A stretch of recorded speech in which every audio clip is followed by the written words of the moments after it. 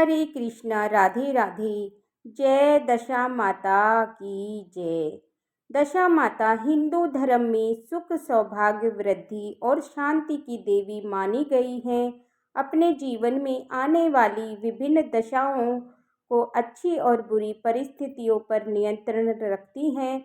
विशेष रूप से ये व्रत ग्रस्त जीवन में सुख, समृद्धि और पारिवारिक कल्याण के लिए किया जाता है।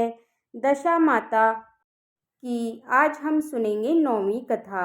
एक गांव में एक बुढ़िया ब्राह्मणी रहती थी। वह बहुत गरीब थी। उसके एक बेटा था। वह अपने बेटे से बोली, बेटा कुछ ऐसा काम करो जिससे 4 पैसे की आमदनी हो और हम दोनों का जीवन निर्वाह हो सके। अब मेरे तो बुढ़ापे के कारण पैरों ने जवाब दे दिया है। तब उसका लड़का गांव वालों के जानवर चराने लगा। एक दिन लड़का पशुओं को पानी पिलाने नदी पर ले गया। वहां पर महिलाएं स्नान करके दशा माता का डोरा ले रही थी। उनके पास एक डोरा बच गया। उनमें से एक स्त्री ने कहा कि इस लड़के से पूछो कि यह किसका है। एक स्त्री लड़के के पास जाकर पूछने लगी, तो तुम्हारे घर में कौन कौन है। तो लड़के ने केवल कहा, मेरी बूढ़ी माँ है।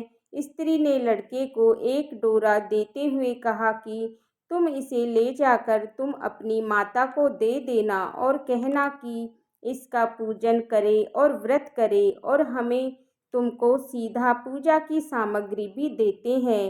इससे भी अपनी माता को दे देना। लड़के ने उस डोरे को ले लिया।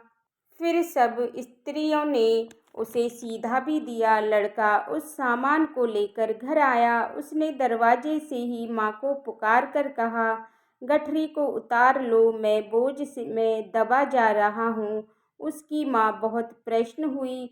माँ ने बेटे से पूछा, ये सब कहाँ से लाए हो। लड़के ने माँ को सब समाचार सुनाकर दशा माता का डोरा भी दे दिया। बुढ़िया ने डोरे को माथे से लगाया और उसकी दिन में व्रत करना चालू कर दिया और 9 दिन तक कथा कहानी कहती रही। 10वें दिन उसने पूजन की तैयारी शुरू की। वह देहरी के बाहर गोबर से लीप रही थी कि उसी समय एक बहुत गरीब बुढ़िया आकर बोली, क्या कर रही हो बहन।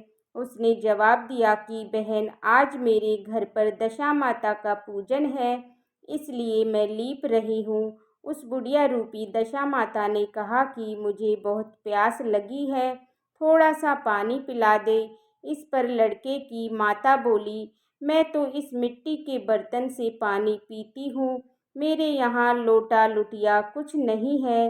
तुमको पानी किस में भर कर के दूँ। एक कटोरी ही मेरे घर में है, पता नहीं वह कहाँ पड़ी होगी। जरा तुम ठहरो, मैं कटोरी ले आऊं, तब तुमको पानी पिलाऊंगी। बुढ़िया हाथ धोकर अंदर कटोरी लेने चली गई।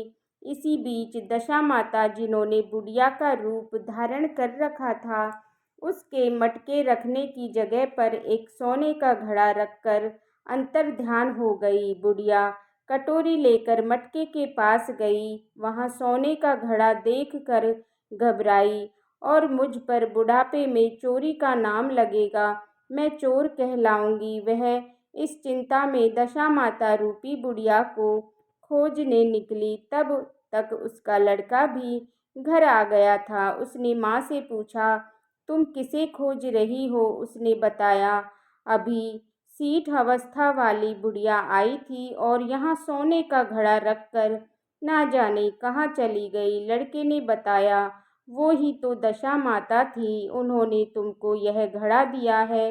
दोबारा फिर कभी वह आए तो उनके स्वागत में कोई कमी नहीं रखना और उनकी आज्ञा का पालन करना। जब तुम नदी पर नहाने जाओ, तुम नदी घाट पर जो भी चीजें मिले तुमको उसको दशा माता का प्रसाद समझकर ले आना और किसी से पूछताछ मत करना कि यह किसकी चीज है, यह कहाँ से आई है। बुढ़िया ने नदी में नहाकर निकली तो उसे सोने का घड़ा भरा दिखाई दिया और उसके पास ही अच्छे वस्त्र रखे थे। बुढ़िया ने कपड़ों को पहन लिया और घड़े को हाथ में लेकर चलने की तैयारी की कि चारकार एक डोली लेकर उसके पास आए। काहारों ने उसे डोली में बैठने को कहा। बुढ़िया जब घर पहुंची तो उसने देखा कि वहां पर तो एक आलीशान महल खड़ा है। बुढ़िया महल के अंदर चली गई। वहां उसने श्रद्धापूर्वक भक्ति भाव से और दशा माता के डोरे का पूजन किया और हाथ जोड़कर वरदान मांगा कि जिस प्रकार तुमने मुझे संपत्ति दी है उसी प्रकार मेरे घर पर एक सुशील बहू भी आ जाए, तभी यह सब शोभा देगा। कुछ दिनों के बाद लड़के का विवाह भी हो गया और बहुत ही सुंदर व सुशील बहू बुढ़िया के घर आ गई। बुढ़िया ने दोबारा दशा माता से वर मांगा कि जैसे मेरे बहू बेटे सुशील और सज्जन है उसी प्रकार से मैं पात्र पाऊं। कुछ दिनों बाद बुढ़िया के यहाँ एक पौत्र रूपी रतन पैदा हुआ। एक दिन बुढ़िया ने अपनी बहू को अपने पास बिठाकर समझाया कि मेरे यहाँ पर सब संपत्ति दशा माता की प्रदान की हुई है। उन्हीं की कृपा से तुम इस घर में आई हो। मेरे नहीं रहने के बाद यदि कोई मैले कुचेले कपड़े धारण किए बुढ़िया तुम्हारे घर पर आए तो उसे आंचल के छोर से पोंछ डालना, घिन मत करना, उससे प्रार्थना करना, यह सब आपका ही दिया हुआ है। तो जब भी दशा माता का डोरा लेना हो तब उसको तुम भी अवश्य लेना और श्रद्धापूर्वक उसका पूजन करना। जब भी तुम्हारे ऊपर संकट के बादल घिर जाएं तो सुहागनों को न्योता देना और दशा माता की कृपा से तुम्हारी सब इच्छाएं पूरी होंगी। कुछ दिनों के बाद बुढ़िया का स्वर्गवास हो गया। दशा माता ने सोचा कि बुढ़िया के घर चलकर देखना चाहिए कि उसकी बहू सास के वचनों का पालन करती है या नहीं। एक दिन दशा माता बूढ़ी भिखारन का भेष रखकर उसके घर गई। उसे देखते ही बहू खड़ी हो गई और उसके पांव छुए और बालक को उसकी गोद में डाल दिया।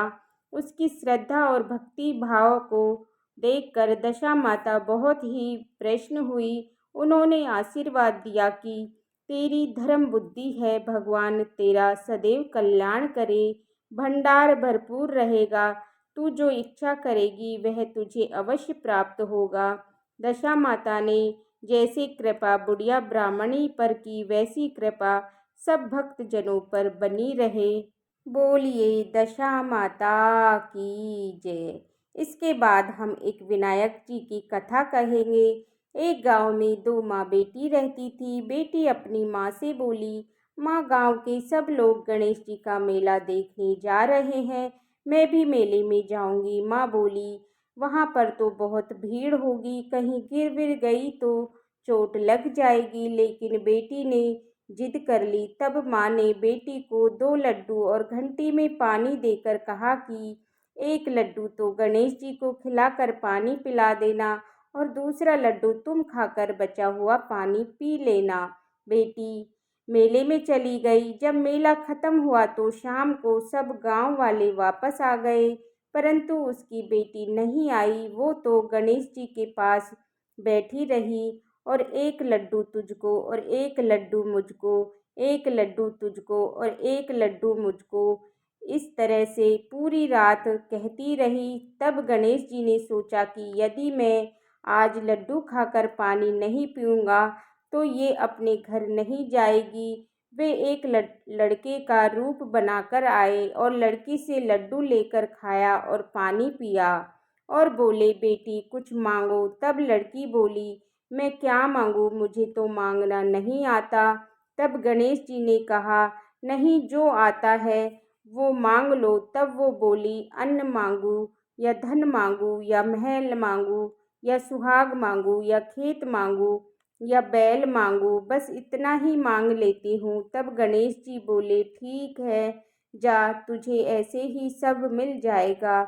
जब बेटी घर पहुंची तो उसकी माँ चिंता में रो रही थी। बेटी ने कहा, मैं तो गणेश जी को लड्डू खिलाकर और पानी पिलाकर आ रही हूँ और देखो उन्होंने मुझे कितना सब कुछ दिया है।